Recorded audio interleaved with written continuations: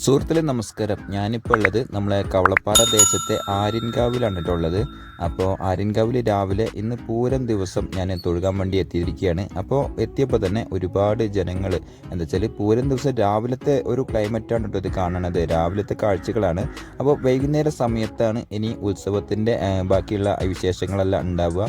പക്ഷേ രാവിലെ തന്നെ ഇത്രയ്ക്കും അധികം തിരക്കിലാണ് കേട്ടോ ഉള്ളത്. അപ്പോൾ എന്തിനാണെങ്കിലും നല്ല നല്ല കാഴ്ചകളാണ്. എന്തിനാണെങ്കിലും കുതിരക്കളി ഉണ്ടായിരുന്നു. ഇന്നലെയായിരുന്നു കുതിരക്കളി ഉണ്ടായിരുന്നത്. 96 ദേശങ്ങൾ അടക്കി ഭരിച്ചിരുന്ന നമ്മളെ കവളപ്പാറ കൊട്ടാരം നമ്മളെ ഈ ഒരു ക്ഷേത്രത്തിൻ്റെ തൊട്ട് അടുത്ത് തന്നെയാണ് കേട്ടോ സ്ഥിതി ചെയ്യുന്നത്. അപ്പോൾ ഈ ഒരു ക്ഷേത്രം എവിടെയാണ് സ്ഥിതി ചെയ്യുന്നതെന്ന് ചോദിച്ചാൽ നമ്മളെ പാലക്കാട് ജില്ലയിൽ നമ്മളെ കുളപ്പള്ളി ടു ഒറ്റപ്പാലം റൂട്ടിൽ നമ്മളെ കൂനത്തറയിലാണ് കേട്ടോ ഈ ഒരു ക്ഷേത്രം ഉള്ളത്. ഈ ഒരു ക്ഷേത്രത്തിൽ മെയിനായിട്ട് കാണേണ്ട കാഴ്ച എന്താണെന്ന് വെച്ചാൽ കുതിരക്കളിയാണ് കേട്ടോ. ഈ കാണുന്നതെല്ലാം കുതിരകളെ കെട്ടി വെച്ചിരിക്കുകയാണ് കേട്ടോ. അപ്പോൾ എന്തുതന്നെയാണ് വെച്ചാലും ഈ ഒരു രസകരമായ കളി കാണാൻ നല്ല രസമാണ്.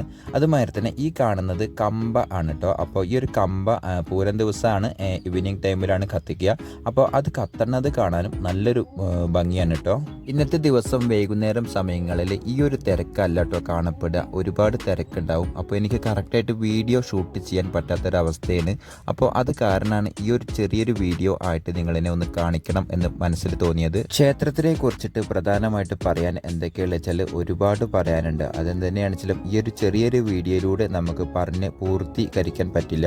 അപ്പോൾ അതുകൊണ്ട് നമ്മൾ ഈ ഒരു വീഡിയോ ഇവിടെ അവസാനിപ്പിക്കാൻ വേണ്ടിയിട്ട് പോവാണ്. അപ്പോൾ ഇതുമാതിരിയുള്ള അടിപൊളി നല്ല നല്ല വീഡിയോസുകളായിട്ട് ഇനിയും മുന്നോട്ടേക്ക് വരും. അടുത്ത നല്ലൊരു വീഡിയോ കാണുന്നവരിക്കും ഓക്കെ ബൈ.